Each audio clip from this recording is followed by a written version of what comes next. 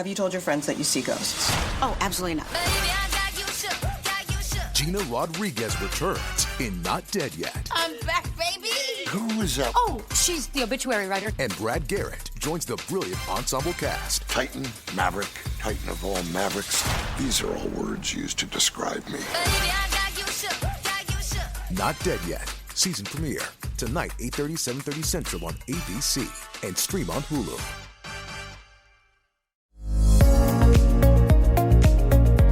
It's the Happy Families podcast. It's the podcast for the time-poor parent who just wants answers now. What we're actually trying to achieve here is these spontaneous conversations with our kids. The idea of creating space for those things to happen is so important. And now here's the stars of our show, my mum and dad. I know that it depends on the day, but on average, how chaotic would you say our household is? Why are you laughing? We're the parenting experts. We're supposed to know how to not have chaos. What do you reckon? I think anybody who's looking from the outside in would say that we live in absolute chaos. Really? I'd like to say that it's organised chaos. No, come on. People who would look at us would say, you're nailing it. Wish I could be like the Coulsons, wouldn't they? Well, I told you a few weeks ago that I picked up my friend. Yeah. And in the 15-minute drive that we had, I literally had a phone call from every child, right. Including you. And she kind of just looked at me and just went... To be clear, I'm not one of your children. Okay. Sometimes I feel like No, don't say things like that. So there's a brand new study that's come out, and I think that we should talk about this because it's so interesting to me. Every parent we talk to says, when I'm one child down, it feels so good. Whether you've got 6 kids like us or whether you're down to 3 or 2 children or even one child. One child's out of the house at grandma's or something. And it's like, oh, how good is this? So, but families feel chaotic, whether you've got 1 child, 2 children. Like there are just those times where the pressure is on and things feel heavy. So there's this researcher, Jackie Nelson, she's at the University of Texas, and she does this study with a whole bunch of teenagers and their mums. And here's what she finds, and I quote, stressful experiences such as living in a chaotic home environment can deplete parents' regulatory abilities, making it more difficult for them to remain responsive and positively engaged with children over the course of the day. I kind of laugh when you read these studies because it just kind of seems obvious. You're saying it's from the University of Duh, not the University of Texas, right? Duh. Anybody who's lived in chaos recognizes that their capacity to regulate is diminished significantly. But how many of us feel like we're living in chaos a little bit too much of the time? Like, yes, it might be obvious, but understanding the mechanism behind it. Okay, so if I'm feeling like things are a bit chaotic for me, what that does is it causes me to be dysregulated, which means that my child, whether they're a teenager or not, doesn't feel safe enough to come and spend time with me. Now, this is what I think is the really interesting part of this study. Here's what Nelson found. Spontaneous disclosure. So spontaneous disclosure is when the kids show up and talk to you about stuff without you asking. Right? Spontaneous disclosure is a key factor in forming what parents know about their teens' lives and their teens' activities. And she found that when parents are asking for information, teens often withhold that information or they even lie about it. But if the kids just sort of walk in and start talking, that's the spontaneous disclosure. And she found that household chaos, which is confusion, disorganization, noise, unpredictability, clutter, and a lack of routine, lead to less attention, less engagement, and therefore less spontaneous disclosure and sharing. So I find that in our home, if the kids don't see me as being available, they're less likely to share information. So that spontaneous conversation doesn't happen, not so much because there's chaos, as much as my availability in their mind is limited. Yeah. We have talked often about my mum's unavailability. So for the last, 25 years that we've been married, nearly 26 years that we've been married, conversations with my mum usually go, "Hey, mum, just calling to say hi. Well, I'm so glad you did, but I'm in the middle of blah, blah, blah, blah, blah, blah." And Or could you just hold on? could you say, yeah, because there's 4 or 5 other phone calls that come through while you're trying to have that chat. So mum's been running all of these businesses for all these years. She's raising 6 of her own kids. Plus, she's also been heavily involved as a grandma, heavily involved, because several of my siblings live near home. And I guess she's been heavily involved. And one thing that I have said to you for over 20 years is, oh my goodness, her life is so chaotic. And I want to talk to my mum, but she's simply not available. And when I try to talk to her, it's pointless because she can't hang on to it and she can't take any of it in, and then she forgets anyway. What I've discovered, because I spent so much time traveling and we're running a business and we have a big family, is that every now and again I hear my mother in my larynx. So our big kids will give me a call and they'll say, "Hey, Dad, just calling to find out how you going? Just wanted to say hi." And I'll say something like, "Things are so busy right now. I'm so glad you called and I really want to talk to you, but I've got to catch this plane. I've got to deliver this seminar. I've got to write this book. I've got to blah, blah, blah, blah, blah." And I hang up the phone having had a completely unfulfilling conversation with my kids and think, oh my goodness, there goes that opportunity for spontaneous disclosure. There goes that opportunity for real connection and engagement. So in this podcast, based on this science from not the University of Durban, but the University of Texas, what I think we need to do is talk about how we can develop that trust where your kids feel like you've got their back, and how we can increase the amount of their spontaneous disclosure by reducing the chaos in our lives. So there's a long list of things that we could talk about today, but we're going to just stick to 4. Can you do that? Yes, I can. I promise. I'll be good. And I think the first one that we really have to tackle when you're talking about chaos would have to be routine. Which prompts an eye roll from anybody who's living chaotically. It's like, how do I create routine when there is so much going on? And I've got these neurodiversity challenges, or I've got kids who are rebellious, or you've got a husband who travels and comes in and out of our home and messes up the routine. Even though he's a parenting expert and has good intentions. Every single one of us has a reason why routine could possibly not function the way we want it to.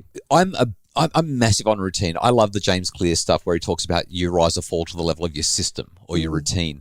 And during COVID, oh my goodness, I just had this routine thing down pat. 2.5 hours every morning. It was so perfect. Time with the kids, time for exercise. But with travel, it's been really tough. Even just eating a meal at the right time. So when it comes to routine, I'm going to suggest 2 things. You might want to fill in a few gaps that I leave. The first thing is, I think we've got to have routines for mornings. Making your mornings magic. I bang this drum all the time. But while you were away over the last couple of weeks, I really pushed getting ready for the morning the night before. Your morning begins the night before. And what I've discovered is that we've got a couple of kids who hate that. They don't want to get ready the night before. They don't like any part of that at all.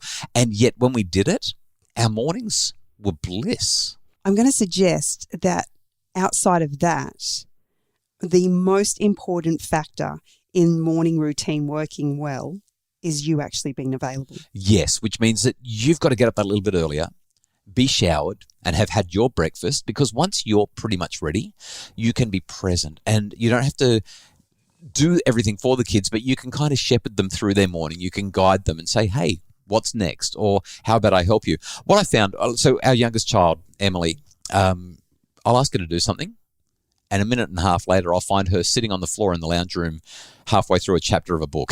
Like she's on the way to her bedroom so that she can put her shoes on or get a school bag.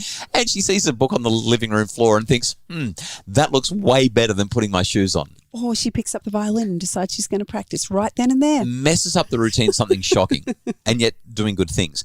So keeping everyone on track with the routine is also critically important. But I think mornings and routine are vital. The second thing that I think we need a routine for to make life less chaotic is just meals. And what I mean by that is a meal list. Here's what we're having Monday. Here's what we're having Tuesday. Get it really clear so that you're not trying to make a decision when you walk in the door at 5:30 or 6 or 6:30, or as you're ferrying children from one activity to another in the afternoon and thinking, I've got to stop at the shops. I was going to say, if you've got a meal list and you're shopping to that meal list, then you are assured that the things that you need for that meal to prepare it are in the fridge, they're in the pantry, you've got them all there, and you're not having to do that, 5:30 run in to get some sour cream. I'm going to add to this routine thing as well. We don't have time for this conversation, so I'm just going to do dot points. You got to get enough sleep. It's got to be part of your routine that you get the full 8 to 9 hours a night. You're a better parent when you do. And somehow, as unfair as it is for me to say this, you got to get enough exercise. Now, I don't have time for exercise, but I just do it anyway. And it happens at 4:30 in the morning. And I hate that because it's really tricky. But we're better when we're looking after ourselves and we've got a routine. Sleep and getting up at 4:30 in the morning can be tricky. Let's not go there right now. We're making it work. It's done. Second thing that I think can reduce the chaos, make time for connection. Dedicated time for connection. Whether it's a walk or a ride or a sit on the couch. Or playing board games. Playing a board game. Laying down in bed next to the kids for snuggles and tickles and cuddles and whatever else. Genuine time gives you a sense of margin. Go and sit on the grass on a picnic blanket in the backyard if you're lucky enough to have one and stare up at the sky for 10 minutes with the kids. Get outside in nature. It changes the way you feel. It reduces the sense of chaos. Nature, time for connection, removing yourself from the never-ending agenda and to-do list. When you think about the fact that what we're actually trying to achieve here is these spontaneous conversations with our kids, the idea of creating space for those things to happen is so important, because they don't happen when things feel stressful. When we're running 100 miles an hour, they usually happen when you've decided to have a lie down on the couch. Right. And you're thinking you're going to have all this time to yourself. And somebody comes over and says, hey, Mum, can we have a chat? That's the idea of spontaneous disclosure, right? Or they decide they want to jump all over you. Yeah. When you look at the times where your kids have connected with you, 100% I would suggest it has been because you have slowed down. Yeah. Reducing the chaos, creating margin. Okay, I've lost count. I know that we've... Number 3. Well, we've kind of done number 3 and number 4 and number 5 and a whole lot all together. So we're just going to do one more because our time's running out. And what I want to suggest is if we're going to reduce the chaos, we actually have to be aware of where we are emotionally. The emotional barometer, self-barometer. Where am I at? What am I doing to keep myself together? So this is a really tricky one. And for parents who feel time poor and already feel stretched, and who are carrying all their baggage from stuff, this is one that is kind of confronting for a lot of people. But over the last few years, I've recognized for a long time that there are ways that I respond to things. There are things that I think and as a result do. And I just knew they weren't healthy and they weren't helping our family or in relationships with my children or you. And so I came to a point where I realized that if I wanted to change the family dynamics, I actually had to work on me.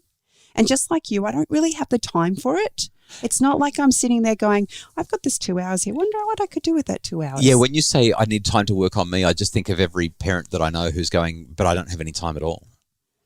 But what I've realized is if I'm not an advocate for me, no one else will be. I have to actually prioritize understanding myself better if I want myself to be better, if I want to be a better person, if I want to be able to, deal with situations differently, if I want to respond to my children with love and understanding and caring and all of the things that I envisaged I would be as a mother and not the screaming banshee that sometimes I become, I actually have to do that hard inner work. And sometimes it requires actually leaving the space and creating the emotional and mental space needed to do that. And other times it's about getting up half an hour early so that you have some quiet in the morning to just sit and reflect and ask yourself questions or read a book that's going to challenge your way of thinking and make you, kind of just reassess where you're at.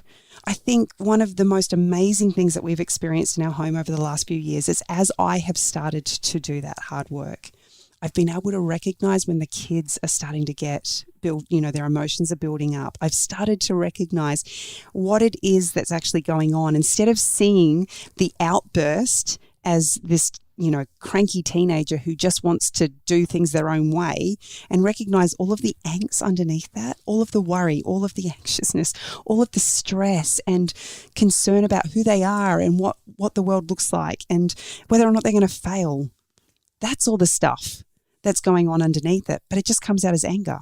It comes out as, a rebellious teenager. They're not rebellious. They're not angry. But I love how this idea of doing the work yourself, staying in control of your own emotions, regulating, understanding your own self, it helps you to respond well to that. To me, that's the real key, right? Yeah, but you can't do that if you don't understand it in yourself. If you you've got to do that work. Go through that process for you, then you can't be the mentor that your children need to help them navigate. And the way you do the work is you read the books and you listen to the podcasts and you invest in you. You go for I don't know, I don't do the mindfulness meditation stuff, but some people do. But you do the things that you need to do so that you can be the best version of you. And you go and learn what those things need to be. You'll have people in your circles who do things a little bit better than you, even if you just spend time with them and in your conversations. How do you do that? Yeah. Like when life gets, when you're talking about chaos, sometimes chaos isn't actually even anything to do with routine. Sometimes chaos is because there's just so much emotion in the room. Yeah, great stuff. Great insight. We're going to link to the study in the Journal of Family Psychology by psychologist Jackie Nelson. You can find the study in the show notes if you're interested in more. But hopefully these 4, 5, 6, I don't know how many tips we've ended up sharing, will be helpful in making your family a little less chaotic. Get the routine right. Create dedicated time for connection. In space. Be self-aware. Regulate. And connect with those kids. The Happy Families podcast is produced by Justin Rowland for Bridge Media. Craig Bruce is our executive producer. If you'd like more info about making your family happier, we would love for you to join us in the upcoming Smells Like Teen Spirit Summit. Just over a week away now. And it's going to be so good with world-leading experts, literally some of the best minds on the planet, talking about teens and how we can reduce the chaos. More Nirvana, less drama. The Smells Like Teen Spirit Summit at happyfamilies.com.au. Grab all the details at our Facebook page or online at the website.